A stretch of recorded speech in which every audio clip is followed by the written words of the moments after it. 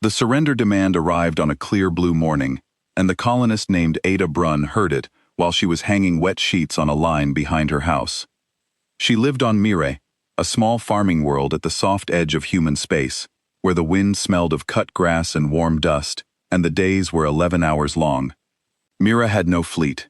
It had 3,400 people, 2 grain silos, 1 repair shed, and a single old weather mast that doubled as a radio tower. Ada was 41 years old. She grew root vegetables and kept 20 hens, and she had never in her life seen a warship.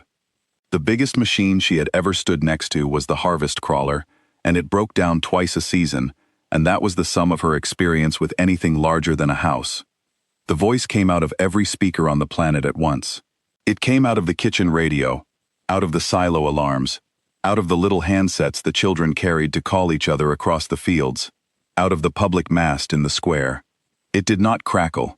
It was smooth and patient and far too calm, and it spoke human words in a flat, careful accent, the way a thing speaks a language it has studied but never loved.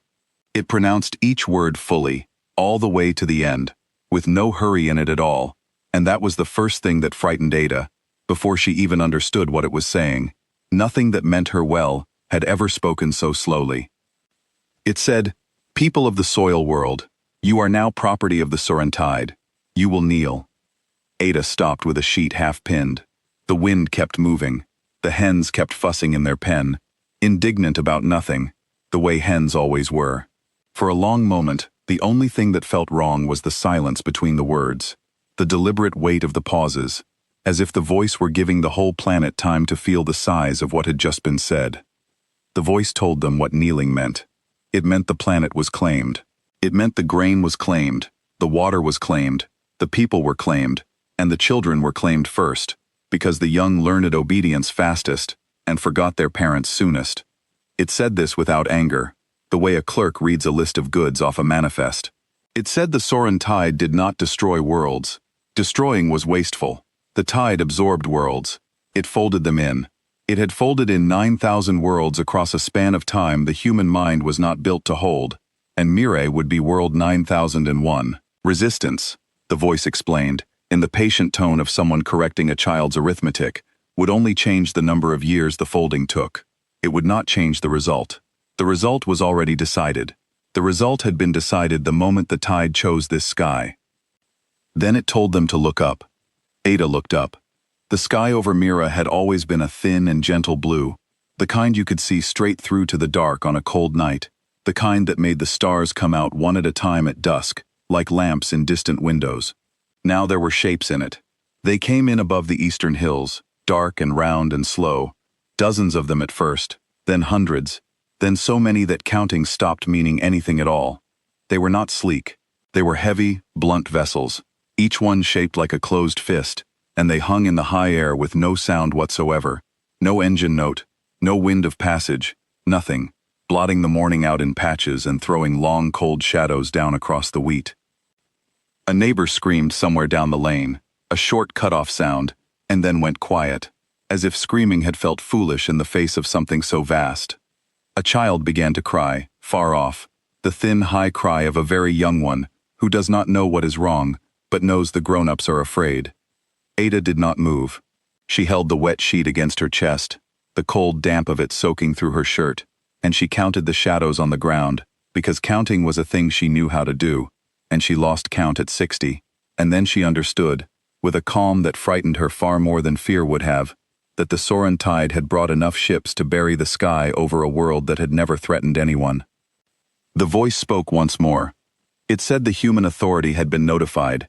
It said the humans had been told, through the proper channels, that Mire was being folded in, and had been invited to give the world up, to mark it as a loss on whatever cold ledger the humans kept, to spend nothing and risk nothing for 3,400 farmers at the edge of nowhere. It said the humans had been wise before. It had folded human-adjacent worlds before, small ones, far ones, and the humans had not come, because the humans, like all sensible peoples, understood arithmetic. A handful of farmers were not worth a warship. The voice said it expected the humans would be wise again. It said, "No one is coming for you. Kneel, and you may keep your hands." And then, For 19 hours, nothing happened, which was its own kind of cruelty, and the worst weapon the Tide owned. The Soren Tide did not land. It did not fire a single shot. It did not so much as drift. It hung over the farms and the silos and the square, and it waited, perfectly still, 412 dark fists nailed into the high blue, because waiting cost it nothing, and it had 9,000 worlds worth of patience to spend. It wanted the kneeling to be a choice. It had learned, across all those folded worlds, that a planet taken by force fought back for generations, but a planet that surrendered its own children with its own hands never rose again, because such a world could never afterward look itself in the eye. The Tide was not in a hurry to win the battle. It was in a hurry to win the surrender, and surrender was a thing a people did to themselves. Ada brought the sheets in. She did not know why. It felt important to finish a small, ordinary thing, to fold the warm, dry cloth and stack it the way she always did, while the world ended slowly above her head. Then she went into the square with everyone else, because in a crisis people gather. They always gather, and the mast was there, and the mast was the only thing on Mira that could reach across the dark and ask anyone, anywhere, for help. The square filled, 3,400 people, give or take the few, too sick or too old to walk, stood in the long cold shadows of the fists, and looked at each other, and did not know what to do. There was no mayor on Mira. Not really. There was a council of elders who settled water disputes, and decided when to plant, and the oldest of them, a stooped man named Pel Harrow, climbed the mast platform with shaking knees while everyone watched. He had been a radio operator once, long ago, on a freight run between the inner colonies, before he came to Mira to grow old in the quiet. He knew the old distress codes.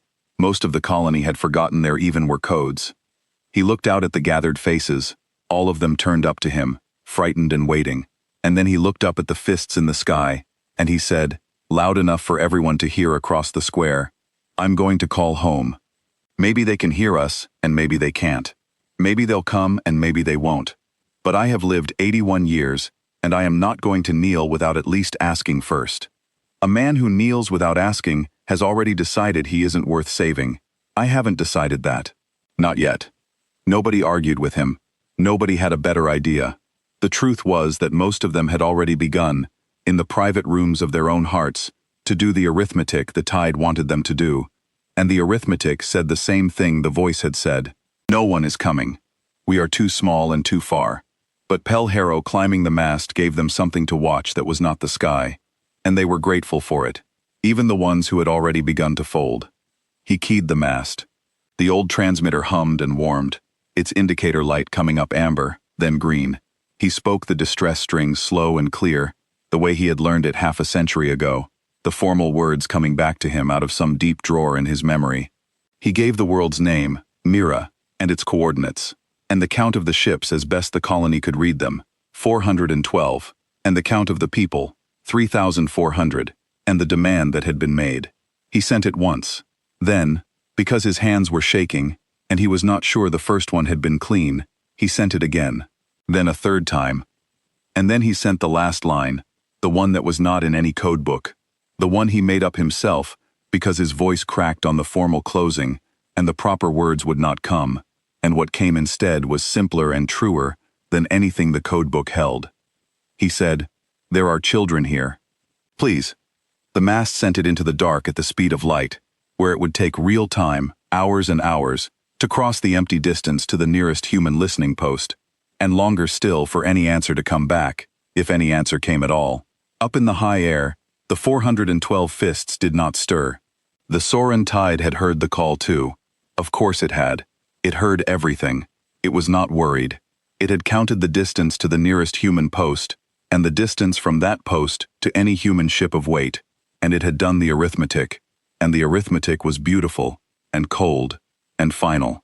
By the time any warship the humans cared to send could possibly reach Mira, the world would already be kneeling, and a world that was already kneeling was not worth the fuel to save. It was wrong about exactly one thing, and it would not learn what for 19 more hours.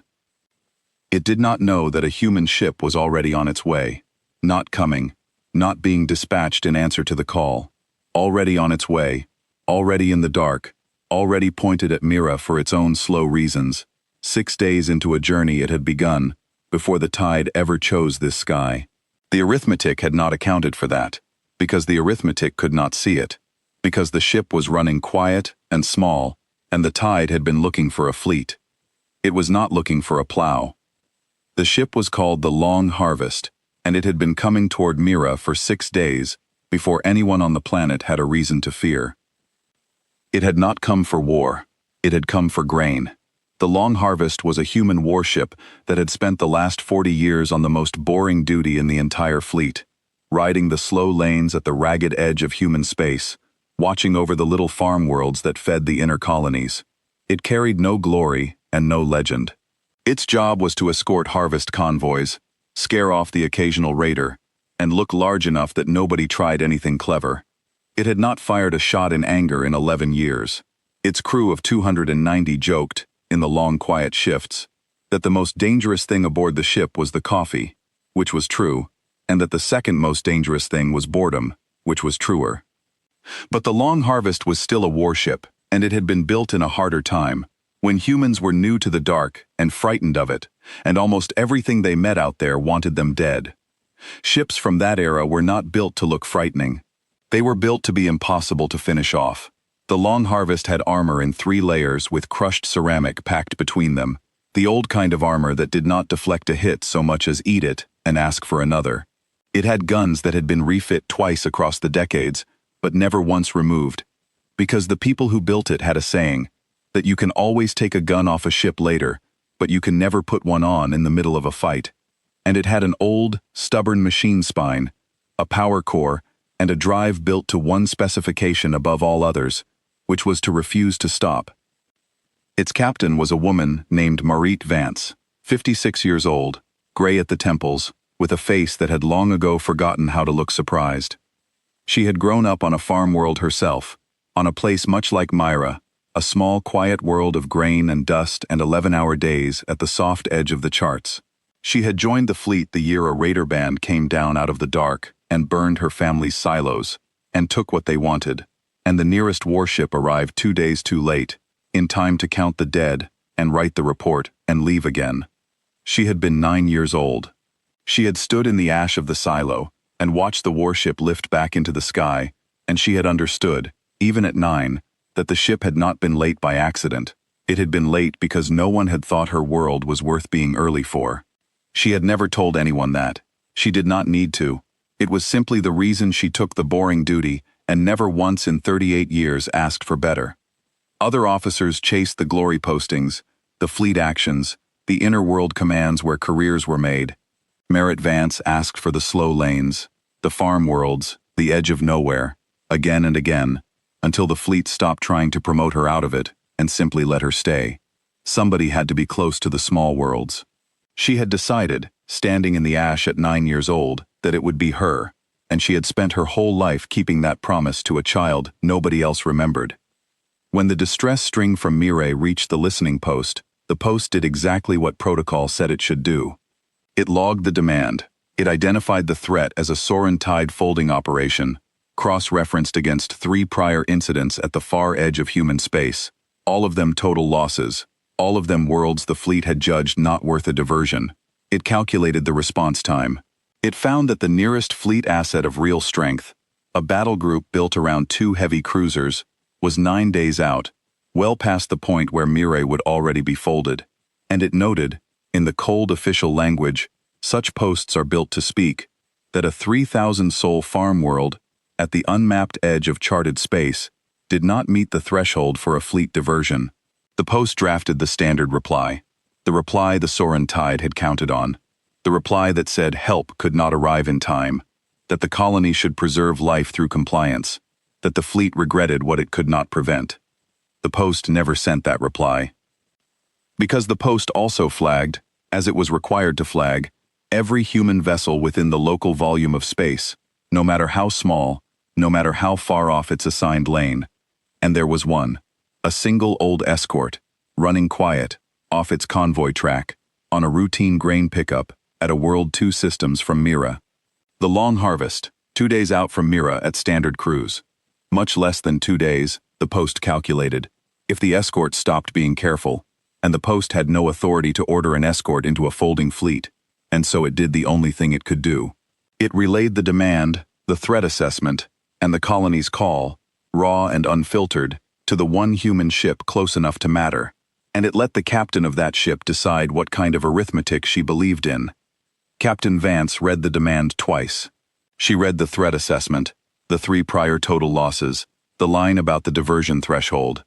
Then she read the colony's call, the world name, the ship count, the people count, and then she read the last line, the one that was not in any code book, the one a frightened old man had made up, because the formal words would not come.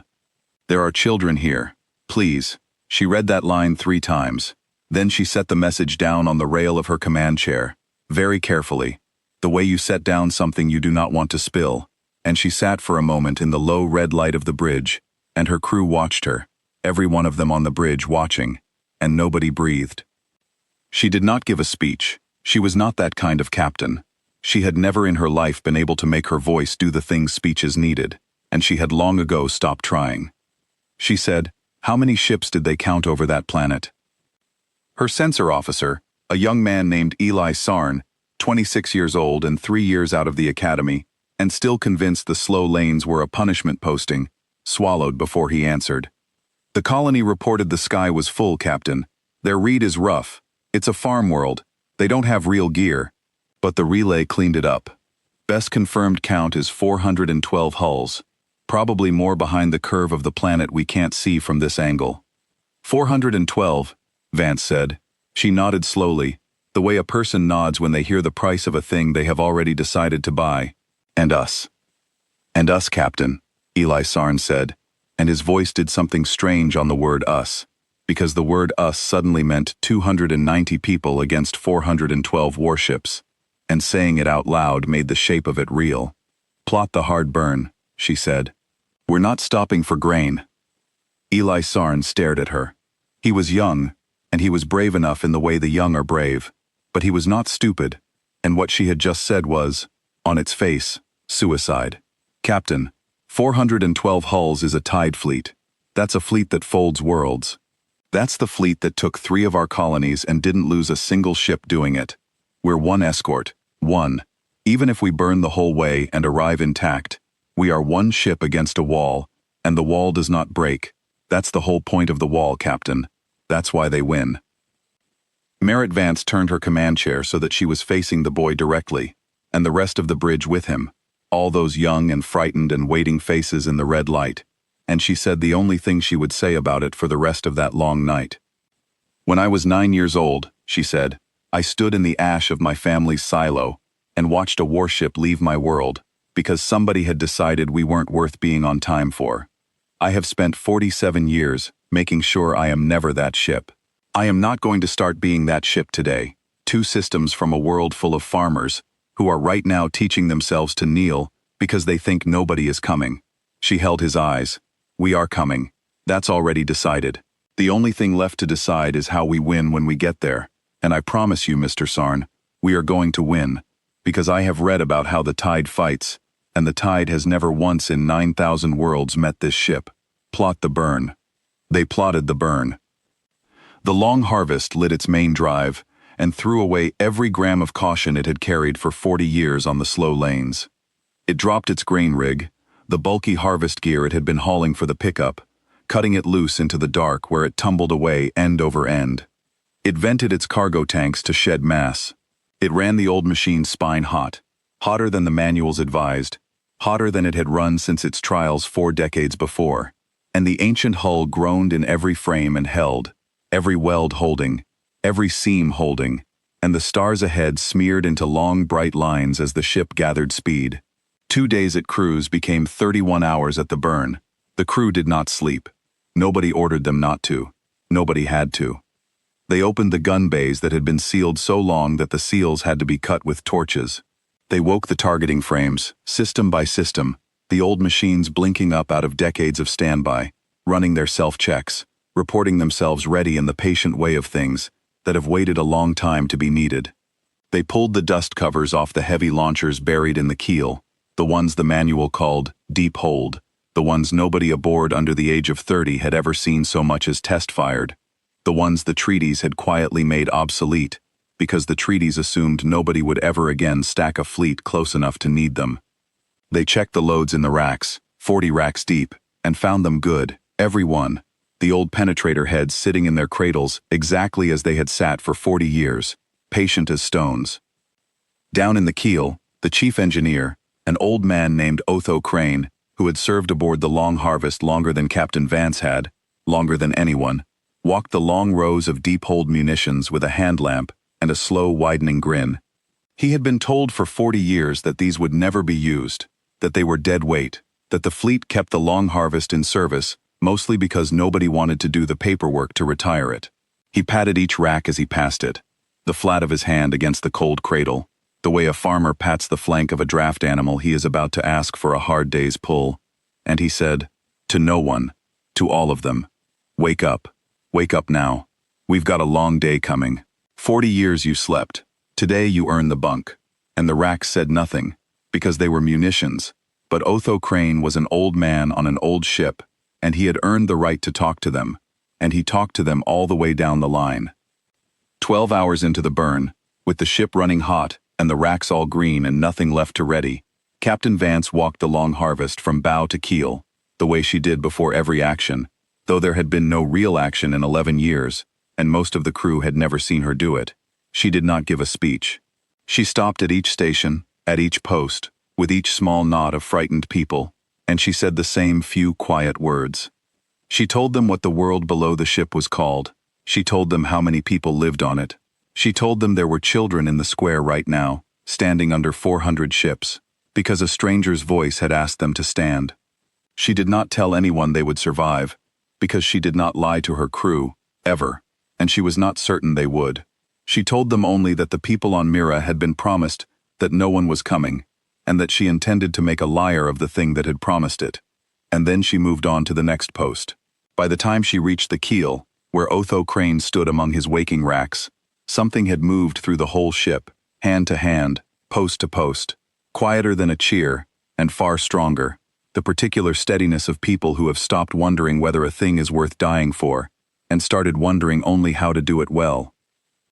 In the medical bay, the ship's doctor, a calm, broad woman named Imre Sorel, who had set more broken fingers from cargo accidents than wounds from any battle, laid out her instruments in long, clean rows and counted her bloodstocks and prepared, methodically, for casualties she hoped never to see. She had served on the Long Harvest for 19 years and had never once used the trauma kit for its intended purpose.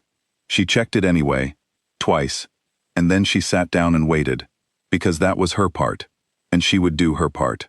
Across the ship, 290 people did the same. They did the small, careful things that were theirs to do, and they did them well, and they waited, and the old hull carried all of them down the dark toward a world it had never seen and had already decided to save. Meanwhile, on Mira, the 19 hours of waiting were doing exactly what the Soren tide intended them to do. People were breaking, not all at once and not loudly, but breaking, the way a field of ice breaks, quietly, with cracks that run underneath before anything visible gives way. A man with 3 young daughters stood near the mast in the square and said, in a voice gone thin and high, that maybe kneeling was the only way to keep them, that a living child who belonged to the tide was better than a dead child who belonged to no one, and nobody could quite look at him, because nobody could quite say he was wrong. A group near the silo argued in low, fierce voices that resistance was a fantasy, that the humans had already written them off, that the official reply would come any hour now and confirm what everyone already knew. Children cried in the long, cold shadows of the fists, and their parents could not comfort them, because you cannot tell a child everything will be all right when you no longer believe it yourself. The voice from the sky spoke every hour, on the hour, patient and kind, and utterly merciless. And each time it spoke, it sounded a little more reasonable, a little more like a friend offering hard advice. And that was the cruelest thing of all. It did not rage. It did not threaten. It counted. It counted down the hours, gently, the way you might count down a child's bedtime, to the moment Miro would lower its own head. And with every hour the counting made surrender feel less like defeat and more like simple common sense. Old Pelhero stayed at the mast through all of it. He had not slept. His hands shook. from age and from cold and from 19 hours of fear, but he stayed. Each hour, after the voice from the sky finished speaking, Pelhero keyed the mast and sent the same line again into the dark, the one he had made up, the one that was in no code book. "There are children here, please." He did not know if anyone heard it. He had no way to know. He sent it anyway, every hour, because it was the only thing he could still do that the sky could not reach down and take away from him. And a man needs at least one such thing, or he is already kneeling. Ada Brunn came and sat with him on the mast platform through the long night. She did not plan to. She simply found that she could not be in her house, could not lie in her bed under that sky, and the mast was the one place on Mire where someone was still refusing, and refusing was where she wanted to be. She did not pray, because she had never been sure who she would be praying to. She did not weep, because she had cried herself out somewhere around the 10th hour, and there was nothing left. She watched the fists hang in the dark, 412 of them, blotting out whole fields of stars, and she thought about her hens, asleep in their coop, warm and stupid and oblivious, and she thought, with a strange, clear stubbornness rising in her chest like something growing, that she did not want them to belong to the thing in the sky. Not her hens, not her root vegetables, not the line where she hung her wash on clear blue mornings, none of it. It was small, and it was hers, and the thing in the sky had no right to it, and the wrongness of that was, in the end, larger in her than the fear. Around the 18th hour, the voice changed its tone. It did not get angry. It got generous, which was worse. It said that the human authorities' reply was now inbound, that the colony should listen to it carefully when it came, because the humans themselves would tell Mire to kneel. It said this with something close to satisfaction, the warm satisfaction of a thing that has done a difficult job perfectly. It had done this 9,000 times. It knew the rhythm of it by heart. The last and sweetest blow was never struck by the conqueror. It was struck by the abandonment of the conquered by their own people. A world that heard its own kind say give up did not merely kneel. It stopped believing it had ever been worth saving, and a world that believes that has surrendered something the tide could never have taken by force. The colony gathered at the mast to hear the reply, all of them, 3,400, packed into the square and spilling out the lanes, faces turned up to the platform where Pelhero stood, with his shaking hands on the receiver. The official channel opened with a soft tone. The whole planet went silent under the shadows of the fists, so silent that Ada could hear the wind moving through the wheat at the edge of the square, the same wind that had always moved there, indifferent to all of it. And the message that came through was not from the listening post. It was a tight human signal, close, very close, and growing closer even as it spoke, the source of it rushing in from the dark at the edge of the system, and it carried a voice that had no smoothness in it at all. A voice rough as a gravel road, worn down at the edges. A voice that sounded like it had spent its whole life on worlds exactly like Mira, breathing exactly this kind of dust. It said, "Mira, this is the human warship Long Harvest. I read 412 hulls over your heads. I want you to do one thing for me." The square did not breathe. "I want you to stand up," the voice said. "All of you, right now. If you're on your knees, get off them. If you're sitting, get up. I'm 30 minutes out, and I need this whole planet on its feet when I arrive. Because in 30 minutes, I am going to need every one of you watching, with your own eyes, what happens to people who fly 400 ships across the dark to tell my farmers to kneel." For a long moment, nobody moved. Then Ada Brunn stood up. She did not decide to. Her body simply did it. The way it had finished hanging the sheets, the way it had walked to the square, the way it had climbed to the platform to sit with an old man through the night.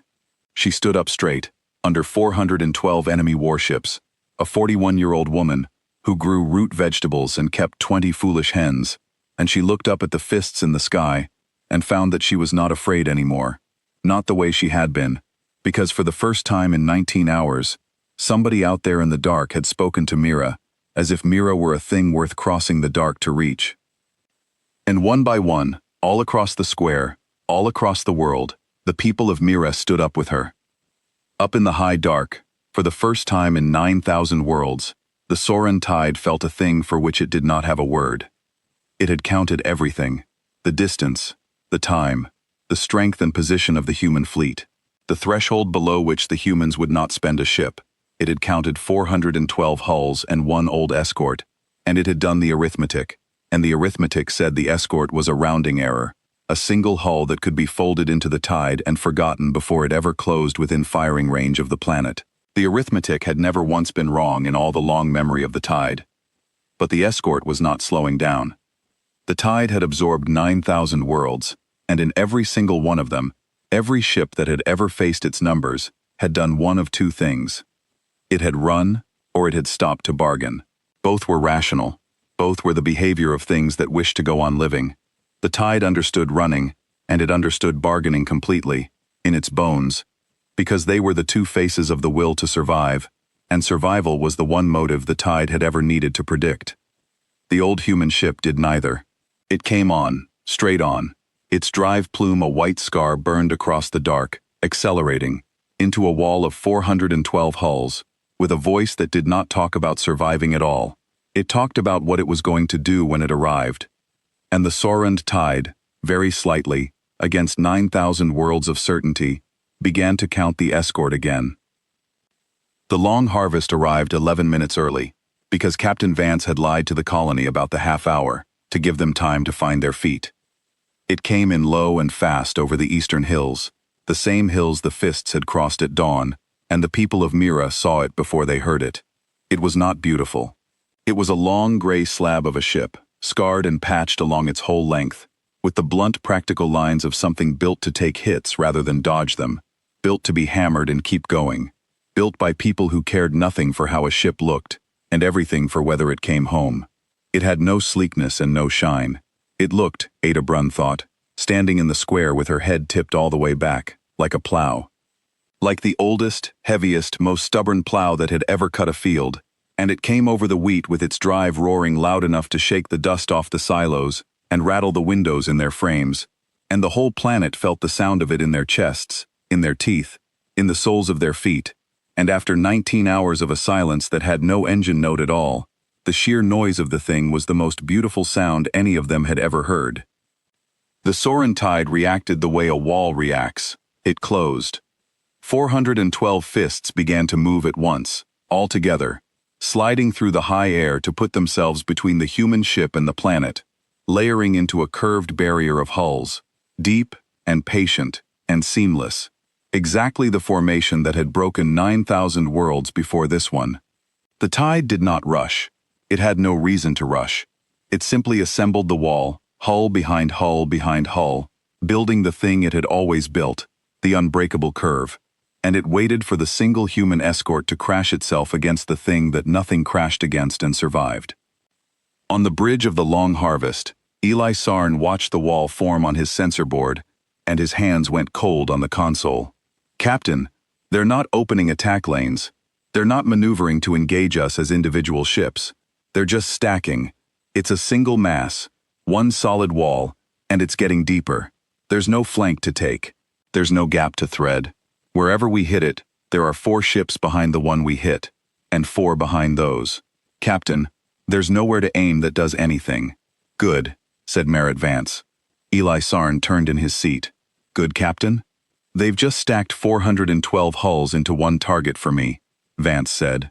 She leaned forward in her command chair, and the red light caught the gray at her temples, and for the first time in years a smile crossed her worn face, and it was not a kind smile. It was the smile of a woman who has waited 40 years for someone to make exactly this mistake. 40 years on this duty, Mr. Sarn. Do you know what I learned about things that swarm? Things that win by numbers are built to spread out.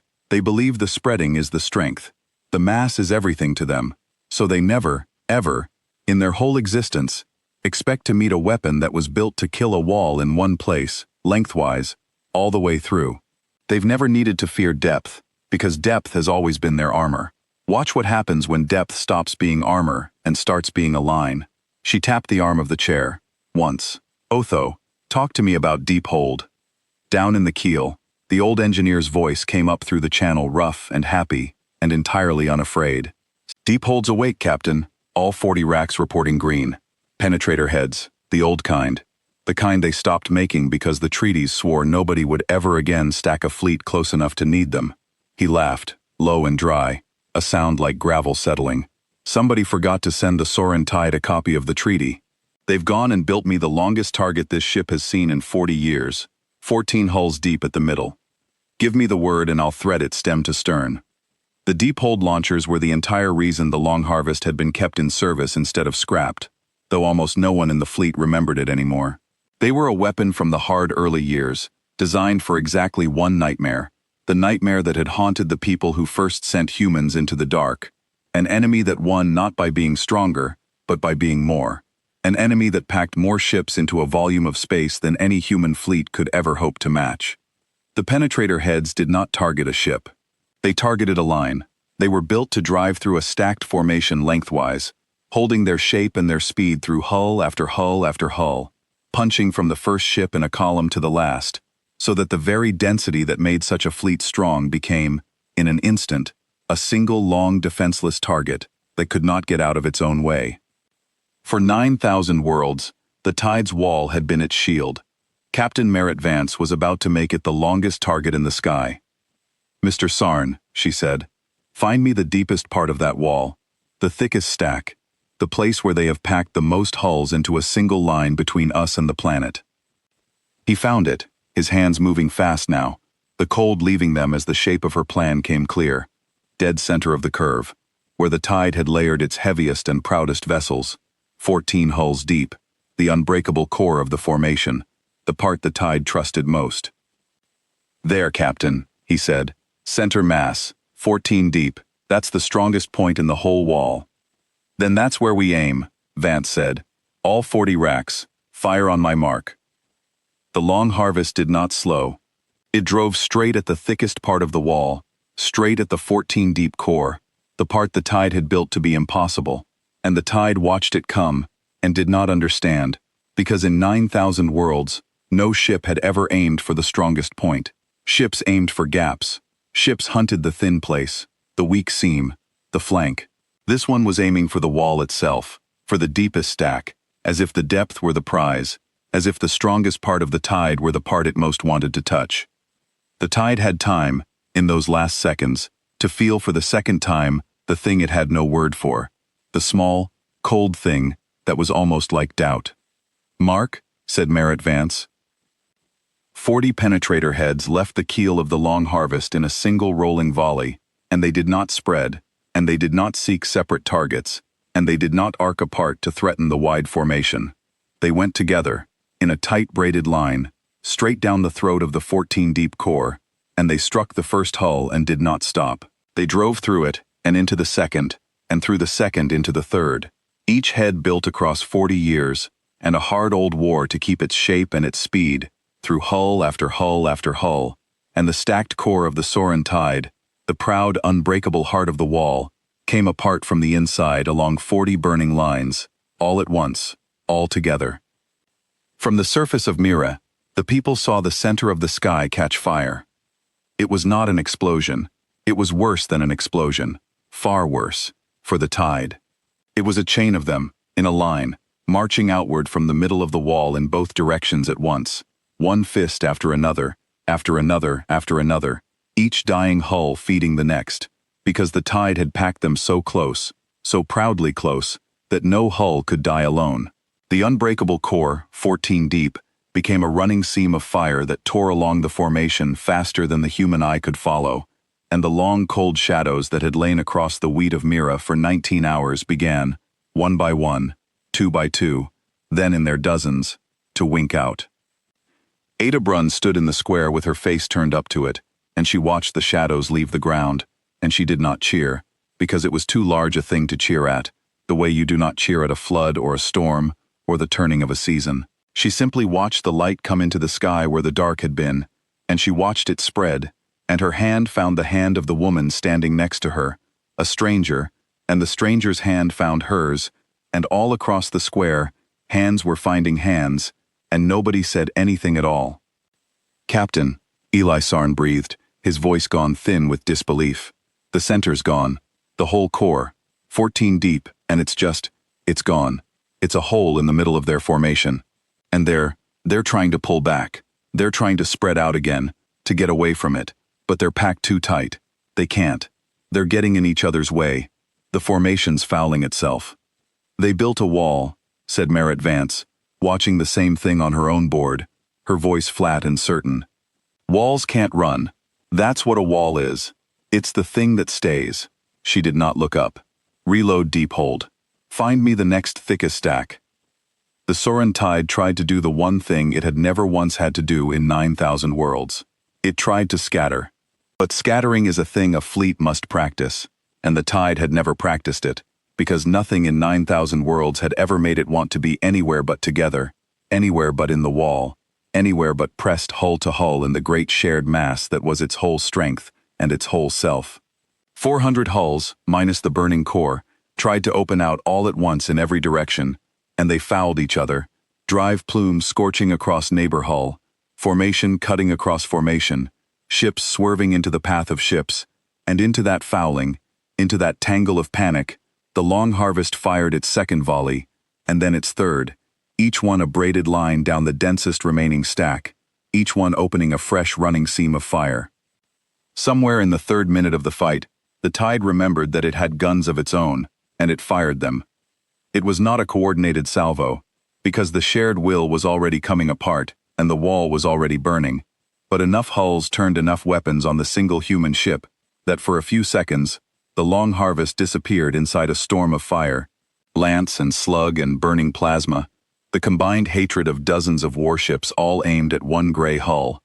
And on the surface of Mire, the people who were watching cried out, because the ship that had come for them vanished into a knot of light, and they thought, in that instant, that it was gone. It was not gone. It came out the far side of the storm still firing. The old armor had done exactly what the hard time people had built it to do. 3 layers, with crushed ceramic packed between them, the kind of armor that does not turn a hit aside, but takes it in, and spreads it out, and carries it away into the great cold mass of the hull. And the Long Harvest had been built with more of it than any ship its size had carried before or since, because the people who built it had asked themselves what a ship needs to survive being shot by an enemy that has more guns than you can ever count. The answer was not to be hit less. You will be hit. The answer was to be the kind of ship that does not notice. The lances scored its flanks black, and the slugs cratered its old gray skin, and the plasma washed across it and ran off, and somewhere deep inside, 290 people felt the ship shudder and ring like a struck bell, and not one frame failed, and not one seam split, and the Long Harvest came through the worst the Tide could throw, and did not so much as change its heading. Damage, Vance said, not loudly. Cosmetic, Captain, a voice reported back from somewhere aft, and there was something close to laughter in it. Scorched paint. We've lost some paint. That's the report. We've lost paint. On the bridge nobody laughed, because there was no time, but Eli Sarn felt something change in his chest, a fear he had carried since the academy quietly setting itself down, because he understood now, in his body, and not just in the manuals, what kind of ship he was standing inside. The Tide had thrown its whole anger at them, and the ship had answered by losing paint. He looked at his board, at the burning wall, and the tangling hulls, and for the first time since the demand had come in, he was not afraid. And here is the thing the reader must understand, the thing that the Soren Tide understood far, far too late. The Long Harvest never took the wall apart by being stronger than it. It was not stronger. It was one ship, and the Tide was 412, and 412 hulls could have ended the old escort in a single concentrated salvo if they had ever once managed to bring that salvo to bear on it. The Long Harvest won because it had been built, 40 years before, by people who had already lost worlds to numbers, people who had stood in the ash of burned silos on small far worlds, and asked a cold and patient question. What do you build, they had asked, for an enemy you cannot outnumber and cannot outrun? An enemy whose entire strategy is to bring more than you can ever match? And the answer those people found was not a bigger gun. A bigger gun only kills one thing at a time, and against an enemy that wins by numbers, killing one thing at a time is how you lose slowly. The answer was a weapon that turned the enemy's own size against it. A line piercer. A wall killer. A thing that grew more deadly, not less, the more ships the enemy stacked in front of it. The Tide's single greatest strength, its density, its togetherness. The proud, unbreakable depth of the wall, that had folded 9,000 worlds, was the one thing in the entire galaxy that the Long Harvest had been specifically, patiently, lovingly built to feed upon. The tide had brought 412 hulls to bury one small farm world. It had brought, without ever knowing it, the longest and richest and most perfect target the Long Harvest had ever been offered in 40 years of waiting for it. High above the wheat, the Sorin tide stopped speaking to the colony. It had no more patient words, no more generous counting, no more kind advice. It was busy now, for the first time in all its long cold memory, trying to survive, and it was discovering, hull by hull, seam by seam, that it had never learned how. And on the surface, old Pel Harrow, who had not slept in 19 hours, who had sent his made-up line into the dark again and again when he had nothing else left in the world to send, sat down hard on the platform of the mast and put his shaking hands over his face. He was not crying out of fear. The fear was gone, burned out of the sky along with the shadows. He was crying because he had sent a thing into the dark, a frightened old man's plea with no code and no proof and no reason to believe it would reach anyone at all. And somewhere out there in the cold, against every arithmetic the universe could offer, somebody had heard it and had come. The Sorin tide had a mind, of a kind, and that mind now did something it had not done in 9,000 worlds. It tried to think faster than its own size would let it. The tide was not a single creature, and it was not a fleet of separate captains each making their own choices. It was a thing in between, a great shared will spread thin across 400 hulls, each ship a finger of the same slow, patient hand. That had always been its strength, the source of everything it was. A single decision moved every ship at once, without delay, without dissent. A single intent threaded cleanly through the entire wall. The tide had never needed to argue with itself, never needed to wait for orders to travel, never needed to coordinate, because it did not coordinate. It simply was the order. Everywhere, all at once, in every hull in the same instant. But a shared will is a slow thing when it must change its mind.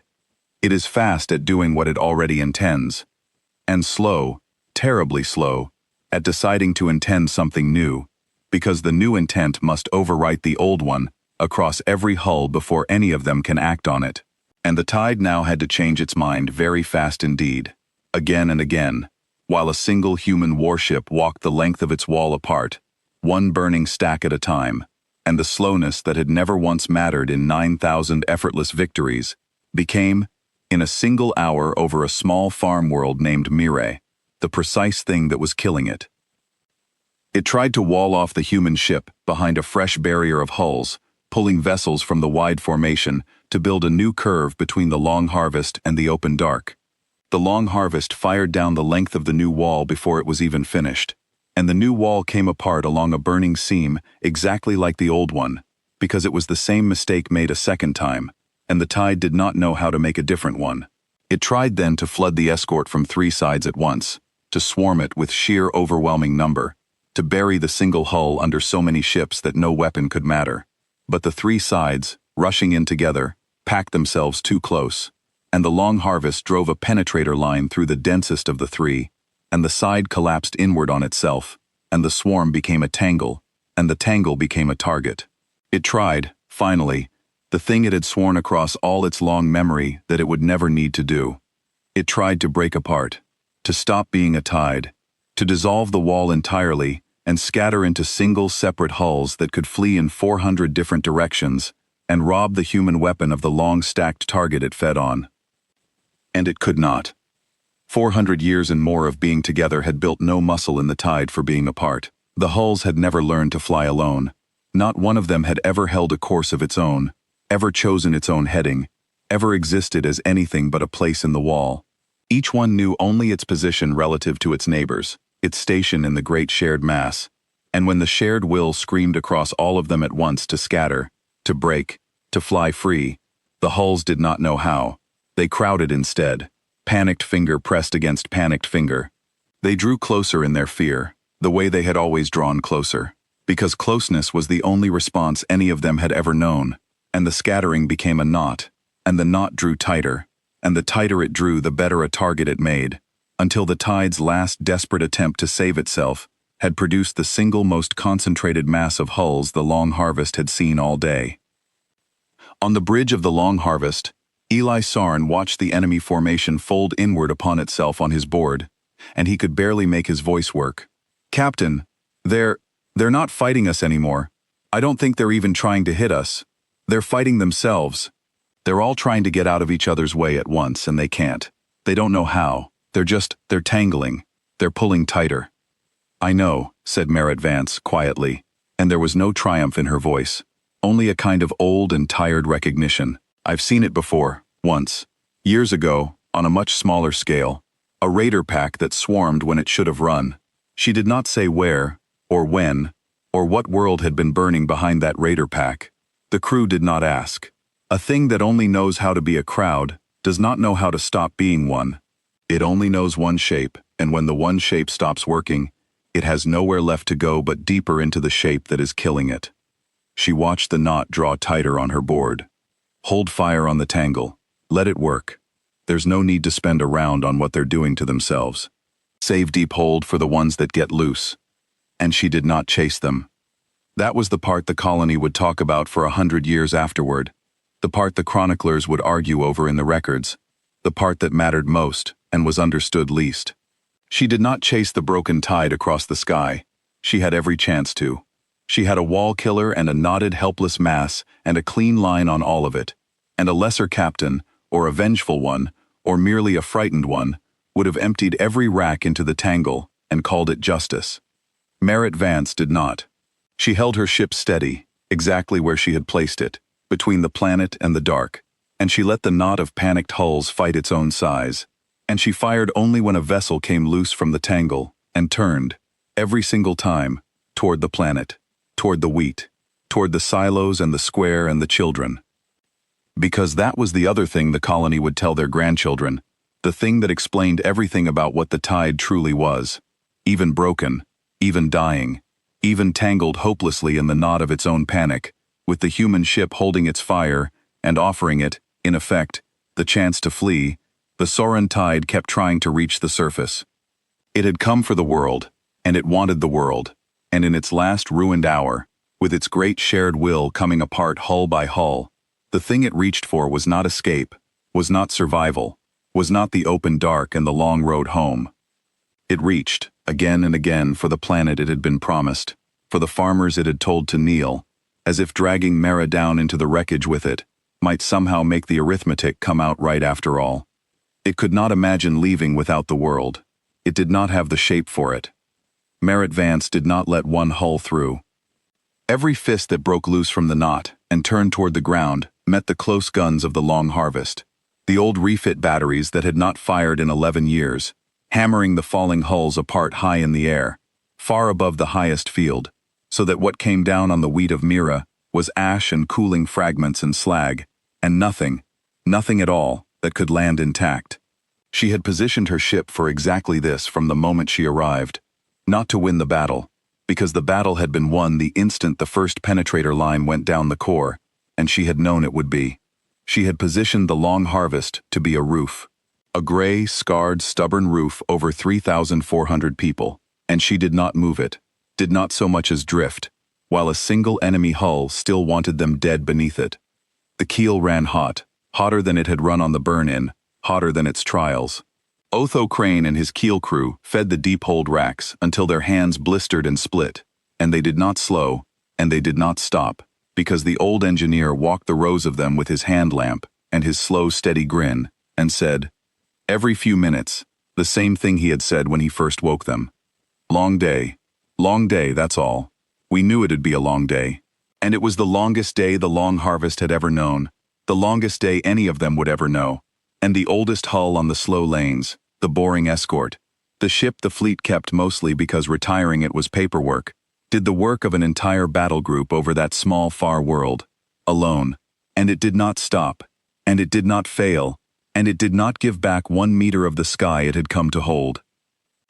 There was a moment, near the end, that Ada Brunn would carry for the rest of her life.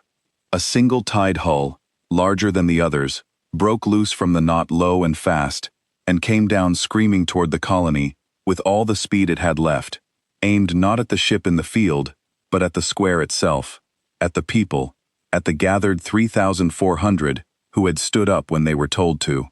It came in over the eastern hills trailing fire, and for a long, terrible second, every soul on Mira saw it and understood what it meant, and the old arithmetic came roaring back, the arithmetic that said the dark always wins in the end, that hope is a thing the universe charges you for.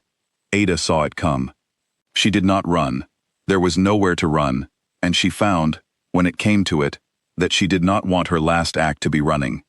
She reached out and took the hand of the small girl beside her, the one who had cried for 19 hours, and she stood, and she watched it come. It never arrived. The long harvest had been watching too, had been watching everything, every hull, every heading, the whole sky at once, and one of its close batteries swung and spoke a single time, and the falling tide hull came apart 2,000 meters above the wheat, high enough that what reached the ground was only a warm rain of ash, and a long rolling boom that shook the windows, and then was gone. Ada felt the ash settle on her upturned face, soft and gray and harmless, the unmade ruin of a thing that had crossed the dark to claim her, and she understood that the roof over Mira had not blinked, had not for one instant looked away, had counted that single falling hull among the 400, and held it in its attention, and ended it before it could touch one blade of Mira's wheat. She wiped the ash from her cheek, and looked up at the gray ship, and she did not have words for what she felt. There were no words built for it. There was only the ash, and the ship, and the widening blue. On the surface, the people of Mire watched the sky empty. It did not happen all at once, and it did not happen fast. The fists thinned, the shadows pulled back across the wheat, off the silos, off the square, retreating eastward toward the hills, as if the long morning were running backward, as if the dawn that had brought the tide were now being carefully undone, hour by hour, hull by hull. Ada Brunn stood among her neighbors with her head tipped back, and watched the blue come back into the sky over Mira, the thin and gentle blue she had known her whole life, patch by patch by patch, until there was more blue than dark, and then much more, and then the dark was only a scattering of fleeing specks at the eastern edge of the world, and then it was nothing at all. A child near her, the same small girl who had cried in the long shadows for 19 hours, stopped crying. She pointed up at the great gray slab of the long harvest, holding its place over the world like a thing nailed to the sky, and she did not understand what it was, and she asked her mother, in the simple direct way of children who have not yet learned that some questions are too big to ask, "Is that one ours?" And her mother, weeping now, weeping the way you weep when a thing you had given up on turns out after all to be true, said, "Yes, that one's ours. It came for us. It came all this way for us." All across Mira, as the dark drained out of the sky, the people came out of the places they had hidden their hearts for 19 hours. They came out of their kitchens and their barns and the deep cellars where they had put the smallest children, and they stood in the lanes and the fields and the square, and they looked up. Nobody spoke at first. There was nothing large enough to say. A field hand named Kalamara, who had argued at the silo that resistance was a fantasy, who had been ready to kneel, stood in the middle of the wheat, with tears running openly down his sunburned face, and he did not feel ashamed of having wanted to kneel, because he understood now that wanting to kneel and choosing not to were two different men, and the second man was the one still standing in the wheat. A grandmother named Tila Vane, no relation to the captain, a coincidence the colony would marvel at for years, gathered 4 grandchildren against her skirts, and pointed up at the gray ship, and told them, in a voice that shook, to look hard, to remember this for her after she was gone, because she would not be here for the next time the dark came, and they would need to know that it could be beaten. And the Soren tide, hanging in ragged scattered pieces at the edge of the system, felt the world below stop belonging to it. It had felt 9,000 worlds become its property. It knew that feeling intimately, the slow, sweet settling of a planet into the mass of the tide. This was the opposite of that feeling, and it had never felt the opposite before, not once, in all its long, cold memory. The world was slipping out of its grasp, not by force, not by some greater fleet, but by the simple fact that the people on it had stood up and stayed standing, and a single old ship had made standing possible, and a world full of people on their feet is not a thing that can be folded. The tide did not have a word for what it felt. It had never needed one. It was learning, in its last hour over Mira, a great many things it had never needed to learn, and every one of them hurt. The Soren tide spoke one last time before it ran. It did not threaten. It had no threat left in it, and it knew that the planet knew. The smooth, patient voice came down from a sky now nearly empty, and the smoothness was gone from it, and the patience was gone from it, and what was left underneath, exposed for the first time in 9,000 worlds, was something almost like bewilderment. It asked the human ship a single question, the question of a thing that has discovered, at the very end of everything, that the one fact it was most certain of was false. It asked, "How did you know to build this? We are 9,000 worlds. We are the largest thing that has ever crossed the dark. No one has ever built a weapon that could harm the tide. How did you know we would come? How did you know what to make?" Captain Merritt Vance answered it on an open channel, so that the whole planet could hear, because she wanted Mira to hear this part most of all, more than any other part. "We didn't know you," she said, her rough voice carrying down to the square and the silos and the mast. "We've never met you. Until this morning, we'd never seen a Sorend hull in our lives. We didn't build the Long Harvest for you. You're not special enough to have a ship built just for you." She let that sit a moment in the emptying sky. "We built it," she went on, "because a long time ago, before I was born, something we'd never met before came at us out of the dark with more ships than we could count, and it told a world of ours to kneel, and we couldn't get there in time, and we lost that world.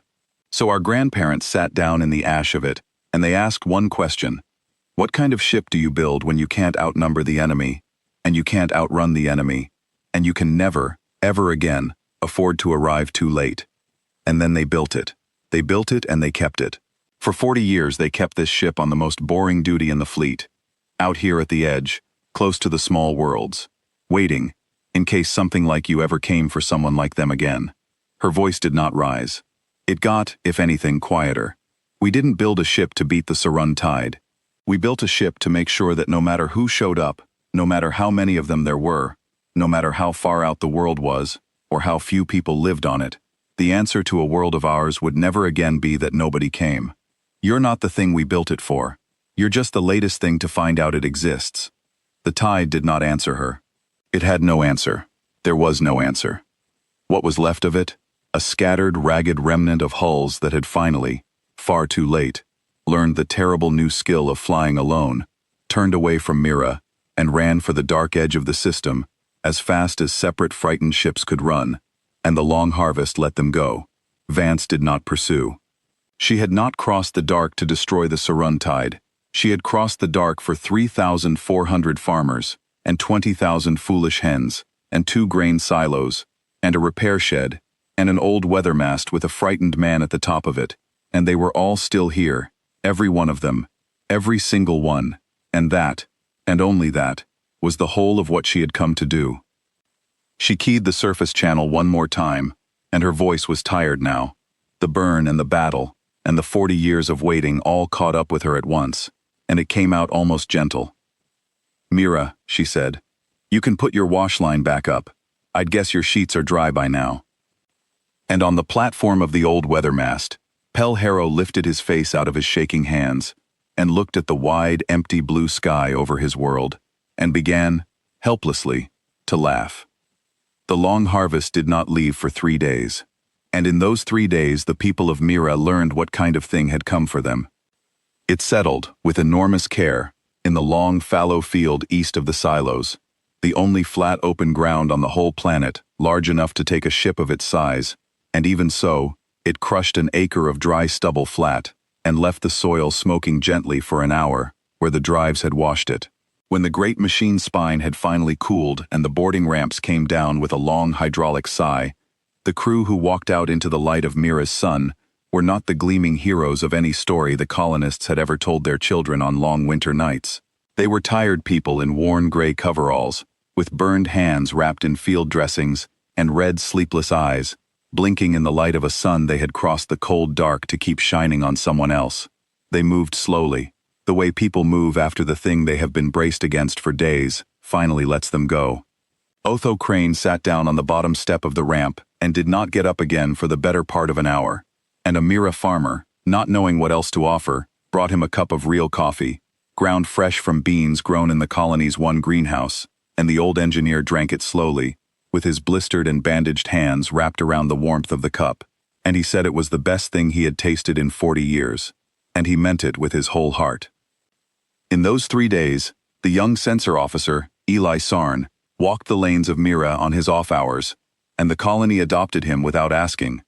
Children followed him in a small grave procession, wanting to know everything, and he tried to answer, and found he could not explain the ship in words a child would hold, so instead, he let them lead him to the coop where Ada Brunn kept her hens, and he sat in the dust and let the foolish birds peck at his bootlaces, and a farmer's wife pressed a plate of fresh bread into his hands, and somewhere in the middle of that ordinary afternoon he understood, fully, for the first time since the academy, why a captain might choose the slow lanes on purpose, why a person might spend 40 years guarding a place where nothing ever happened, waiting for the one day when everything did.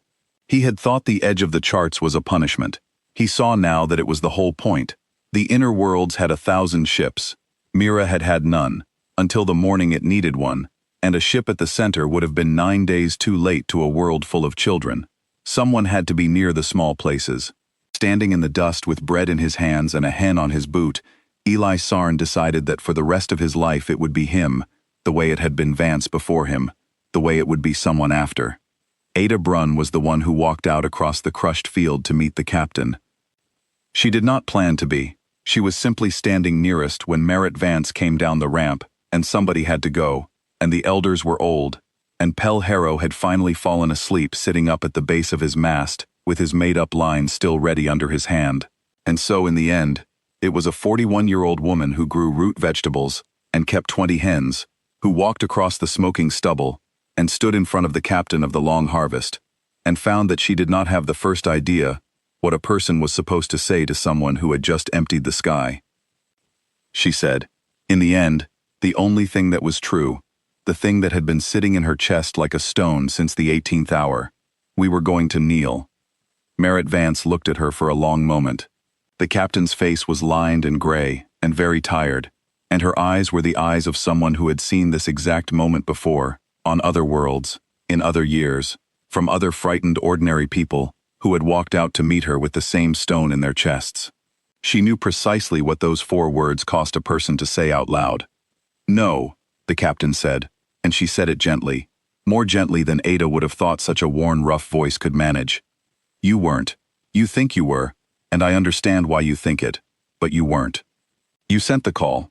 Somebody kept a man at that mast for 19 hours, sending pleas into the dark, hour after hour, with no proof anyone would ever hear it. And when a stranger's voice told you to stand up, you stood up, all of you, under 400 ships. A world that was going to kneel doesn't do those things. A world that was going to kneel goes quiet and waits to be told it's over. She looked past Ada, out across the colony, at the silos and the square and the lanes, and at the line of wash that someone had already strung back up between 2 posts, white sheets bright against the blue. You weren't kneeling, you were waiting. Those are not the same thing, though they can feel the same from the inside. Kneeling is when you've decided you aren't worth saving. Waiting is just hope that hasn't been answered yet. You never stopped hoping. That's why you're still standing. Ada did not have an answer for that. She looked instead at the great gray slab of the ship sitting in the field, the plow, the roof, the thing that had walked 412 warships apart over her head. How many were you? She asked at last. To come at all of that, to come at the whole sky. How many of you were there, on that ship? 290, said Vance. Ada stared at her. The number would not fit inside her. 290. Against 400 ships. 412, the captain said, and there was no pride in it at all, only that same deep weariness. But it was never about the count. That's the thing the tide could never understand, right up to the end, when it asked me how. It thought it was about the count. It counted everything, and every number it had was correct, and it still lost, because all those right numbers were answers to the wrong question. It only ever knew how to ask one thing, which was who has more. We came here knowing a different thing. She looked at Ada then, really looked at her, and for a moment, Ada understood that the captain was not entirely seeing her, was seeing through her to some other world, some other dawn, some other small far place with its silos burning a long time ago. We knew how to be enough. You don't beat a wall by being bigger than the wall. You'll never be bigger than the wall. That's the whole trap of it. That's how they win, by making you measure yourself against their size until you give up. You beat a wall by being the one thing it was never built to survive, and by getting there in time. We have spent 40 years, this ship and the people who built it, making very sure that we can always get there in time. The Soren tide never came back to Myra. It never came back to that entire quarter of human space. The ragged remnant that fled for the dark carried something home with it that no tide fleet had ever carried before in 9,000 worlds, which was the living memory of being beaten, broken, and sent running by a thing 1/40th its size. And a tide that can remember being beaten is no longer entirely a tide, because the thing that made it a tide was the certainty that it could not be. It still ruled its 9,000 worlds. Nothing took those back, but it stopped reaching toward human space. It stopped the way a flood stops at a stone too large to move, not understanding the stone, simply finding that the way is closed, and it turned and found other directions to spread. And that turning was its own kind of surrender, the deepest kind, the kind that does not need a word spoken to be real. The official report, when it finally worked its way back to the inner colonies through the slow channels, was 3 lines long. It said a single fleet escort had answered a distress call at the unmapped edge of charted space and lifted the siege of a farm world. It did not say 412 hulls. The officers who read it assumed a clerical error, or a raider band exaggerated by frightened colonists, or a transmission garble in the count. The truth was simply too large to fit in 3 lines, and Captain Merritt Vance never once asked for the report to say more, never filed for commendation, never told the story in any officer's mess, because she had not done it to be in a report. She had done it because 47 years before, a warship had come too late to a world like Mira, and a 9-year-old girl had watched it leave, and had decided, with the whole of the life she had not yet lived, that she would never be that ship. The report could say whatever it liked. The girl had kept her promise. That was the only ledger that had ever mattered to her. On the 3rd day, before the long harvest lifted, the colony did the only thing it could think to do for the people who had come for it, which was to give them what it had. There was no metal to give, and no gold, and the fleet would not have let them take any. So the farmers of Mire worked through 2 nights and loaded the ship's empty cargo tanks, the ones Vance had vented on the burn-in, with the harvest. All of it. Grain and root vegetables and dried fruit and salt meat, far more than the colony could spare, the whole margin of a hard year, hauled out to the field by hand in sacks and crates and the bed of the one working crawler. Captain Vance came down the ramp when she saw what they were doing, and told them, gently, that she could not accept it, that it was their food, that they would go hungry. And old Pelharrow, awake now and steady, looked at her, and said that the long harvest had come for grain, that it had said so itself in the first message, and that no ship was leaving Mira empty, after what it had done, and that if she would not take it as payment, she could take it as the thing it actually was, which was the only way 3,400 people had of saying a word too large to say.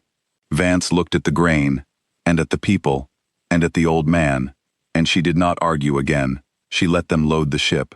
It was the only time in the whole affair that anyone saw the captain of the long harvest unable to speak. But Mireille remembered. Mireille remembered every hour of it. The colony cleared the smoking stubble from the field east of the silos, and then they did a strange thing. They did not replant it.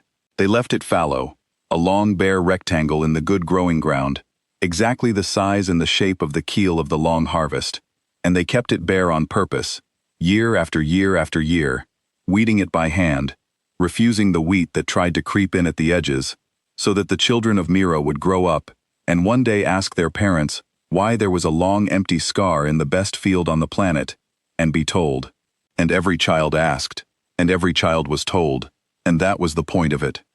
They rebuilt the weather mast taller and stronger than before, and at the base of it they fixed a board, and into the board they carved the line that was in no code book, the line that an old man with shaking hands had made up, and sent into the dark again and again, when he had nothing else in all the world left to send. There are children here, please. It became the whole creed of Mireille, those 4 small words. And on the anniversary of the day, the sky filled and emptied. Every year without fail, the colony gathered at the foot of the mast and read the line aloud together, all of them at once, 3,400 voices, and then more, as the years passed and the children grew and had children of their own. They did not read it as a prayer to anything above them. They read it as a promise between themselves, a promise to each other, the only promise a small, far world had ever truly needed. We will always send the call, and we will always, always answer it. Ada Brunn lived a long time after that day. She grew old on Mira, on the same farm, with new hens in the same repaired coop, with new rows of root vegetables in the same dark soil, and she told the story to anyone who would sit still long enough to hear it, the children of the colony, and then their children, and she always told it the same way, in the same order, because she had decided the order mattered. She did not begin it with the warship. She never began it with the warship. She began it with the sheets. She would say, "I was hanging my wash on a clear blue morning, the kind of morning where you can see straight up through the blue to the dark, and a voice came down out of the sky and told me I was property, and told me to kneel, and told me that no one was coming for me. And I want you to understand, all of you, that for 19 hours, I believed the last part. We all did. Every soul on this world believed it. We stood under 412 warships and we believed, in our deepest hearts, that we were too small, and too far, and too few to matter to anyone at all. And I am telling you that belief was heavier than the ships. The ships could only take the planet. The belief was going to take us. The belief is the thing that does the real folding. The tide knew that. That was always its truest weapon, and it was never the ships. And then, she would say, a rough voice came over the old mast, a voice that sounded like it had grown up breathing this same dust, and it did not promise to save us. Mark that. It never once said it would save us. It told us to stand up, that was all. It told us to get on our feet and watch. And we did. And the center of the sky caught fire, and the cold shadows pulled back off the wheat, hour by hour, until you could see the blue again, all the way through to the dark the way you can on a clear cold night. And there was a great gray ship over our heads, like a roof that no rain could get past, and a little girl pointed up at it and asked her mother if it was ours, and her mother said yes. Yes, it came for us. That, Ada Brunn would say, leaning forward, making sure the youngest ones were listening, that is the thing I need you to carry out of this story when I am gone. Not that the warship was strong. Strong things lose all the time, child. Strong things lose every single day somewhere in the dark. Carry this instead. Carry it your whole life. Somewhere out there, on the most boring duty in the fleet, at the edge of the charts where nobody important ever goes, riding the slow, empty lanes that nobody else wanted, there was a ship whose entire purpose, whose one reason to have ever been built and kept and crewed and waiting all those quiet years, was to make certain that a world like ours, a small world, a poor world, a far world that no ledger thought was worth a single warship, would never again have to hear that no one was coming. They told us to kneel. We sent a call into the dark with an old man's shaking hands, and the dark sent back the long harvest. And the sky over Mireille, she would finish, every time, looking up at it through the open door, the thin and gentle blue she had been born under, and would die under. The sky over Mireille has been clear ever since.